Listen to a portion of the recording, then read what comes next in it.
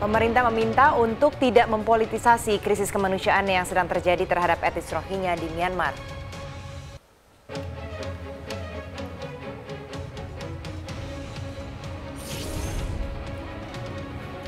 Kementerian Lingkungan Hidup dan Kehutanan mencabut moratorium izin reklamasi di pantai utara Jakarta, khususnya Pulau C dan D.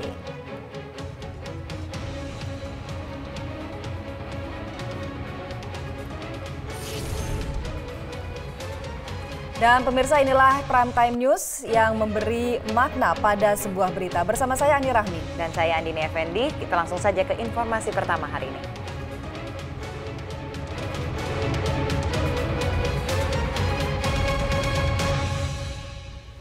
PBB menyerukan masyarakat internasional untuk turut bergerak dalam upaya meredam kekerasan di Myanmar. Bangladesh juga diminta untuk menerima para pengungsi asal Rakhine, Myanmar. Perserikatan Bangsa-Bangsa menyatakan etnis Rohingya telah menghadapi persekusi sistematis oleh Myanmar selama beberapa dekade.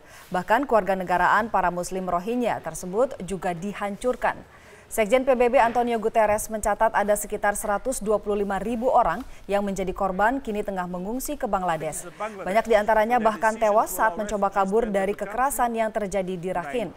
Konflik Rohingya yang terus berlangsung di Rakhine telah berlangsung terlalu lama dan jauh. Kondisi ini juga menjadi faktor yang menyebabkan destabilisasi regional. Guterres juga mengusulkan beberapa langkah untuk menghentikan kekerasan tersebut kepada Dewan Keamanan. Salah satunya adalah mendorong Myanmar untuk memastikan tidak ada hambatan terhadap akses kemanusiaan untuk operasi penyelamatan jiwa. I am deeply concerned about the security, humanitarian and human rights situation in Myanmar's Rakhine State. We are all aware of a long-standing history of discrimination, hopelessness, and extreme poverty in that state. And I have condemned the recent attacks by the Arakan Rohingya Salvation Army. But now we are receiving constant reports of violence by Myanmar security forces, including indiscriminate attacks. These will only further increase. Agensi Pengungsi PBB atau UNHCR mencatat ada sekitar 123.000 pengungsi yang kabur dari Myanmar Barat sejak 25 Agustus lalu. Militer Myanmar menyatakan sedikitnya 400 orang meninggal dunia sejak 25 Agustus. Masyarakat internasional kini tengah mengupayakan agar kekerasan segera berakhir. Jumlah arus masuk pengungsi Rohingya yang kabur dari kekerasan di Myanmar dan masuk ke Bangladesh semakin meningkat. Agensi Pengungsi PBB atau UNHCR mencatat ada sekitar 123.000 pengungsi yang kabur dari Myanmar Barat sejak 25 Agustus lalu. UNHCR mengungkapkan keprihatinannya terhadap konflik yang terus berlangsung di Myanmar, terlebih adanya laporan sejumlah sipil yang meninggal saat mencari keamanan. UNHCR memohon asistensi untuk penyediaan lahan agar dapat membangun lokasi penampungan baru yang dapat memberi akomodasi bagi lebih banyak pengungsi. Some reported that their family members were burnt or shot or slashed to death.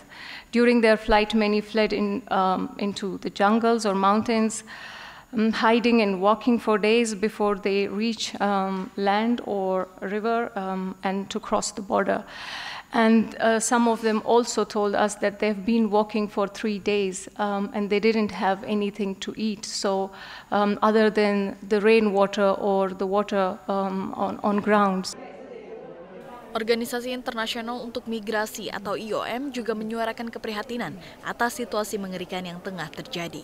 Hampir semua pengungsi tiba di lokasi penampungan di Bangladesh dalam kondisi kelaparan, trauma, dan kebutuhan akan perawatan medis. And thus the appeal is for international aid to enable us to give life-saving services along with our partners, including clean water, sanitation, shelter, food security, healthcare, education, psychosocial support for the most vulnerable people, many of whom are suffering acute mental trauma, are survivors of sexual violence, not to mention actual wounds.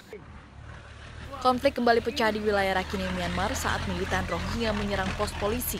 Militer Myanmar menyatakan sedikitnya 400 orang telah meninggal sejak perpecahan yang terjadi pada 25 Agustus lalu. Masyarakat internasional kini tengah mengupayakan agar kekerasan ini segera berakhir. Dunia internasional memberikan dukungan diplomasi kemanusiaan Indonesia untuk mengatasi krisis kemanusiaan di Rakhine State, Myanmar. Menteri Luar Negeri Inggris berkomunikasi dengan Menteri Luar Negeri Indonesia dan menyatakan bersedia membantu. Indonesia juga berkomunikasi intensif dengan negara-negara ASEAN terkait akses bantuan kemanusiaan. Sebelum bertolak ke Myanmar pada Minggu 3 September 2017, Menteri Luar Negeri RI Retno Marsudi menyatakan berkomunikasi dengan Sekjen PBB Antonio Guterres, mantan Sekjen PBB Kofi Annan dan otoritas Myanmar yang disebut Menlu RI sebagai diplomasi maraton untuk kemanusiaan di Rakhine State.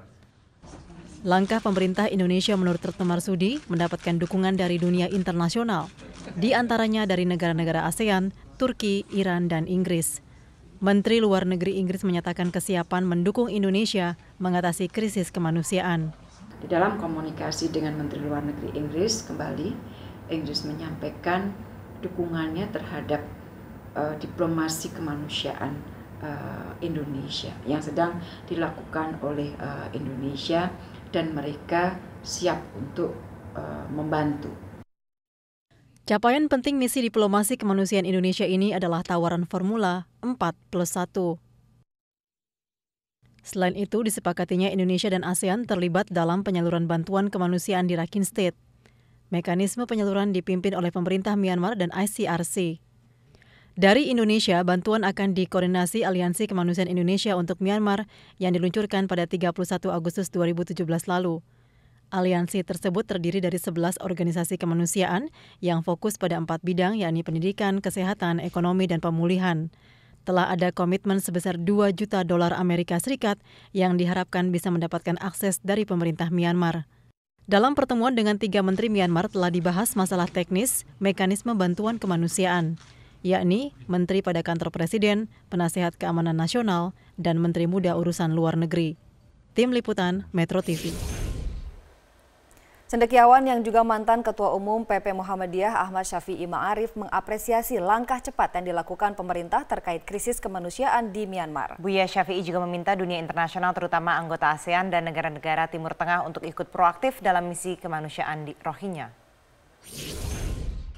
Saya rasa kita melihat, kita berpikir positif aja ya.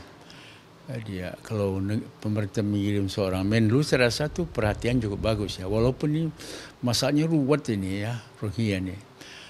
Kalau kita lihat dari segi etnis, sungai kan dekat dengan Bangladesh tu. Di Bangladesh juga tidak begitu malah ditutup perbatasan dan segala macam itu.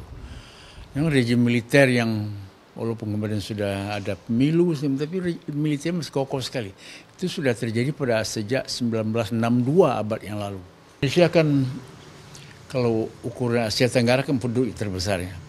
Nah, sebenarnya negara-negara yang berbatasan dengan Myanmar itu sungguhnya lebih banyak, lebih berbuat lebih banyak sebenarnya daripada Indonesia. Ya, so, ada Thailand di situ ya, ada Malaysia juga di situ. Malaysia juga belum banyak berbuat saya lihat.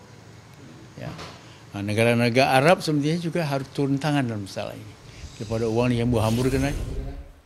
Sejumlah massa menggelar aksi unjuk rasa di depan kantor Kedutaan Besar Myanmar, Jakarta. Mereka menuntut pemerintah Myanmar menghentikan aksi kekerasan terhadap etnis Rohingya. Aksi dilakukan sebagai wujud kepedulian bagi etnis Rohingya di Myanmar. Massa menuntut penghentian segala bentuk kekerasan yang dilakukan. Massa menuntut pemerintah Myanmar menghentikan aksi kekerasan. Aparat kepolisian terus siaga menjaga keamanan di sekitar kantor Kedutaan Myanmar di Jalan Agus Salim, Jakarta. Polisi mengimbau massa agar tertib dalam menjalankan aksinya.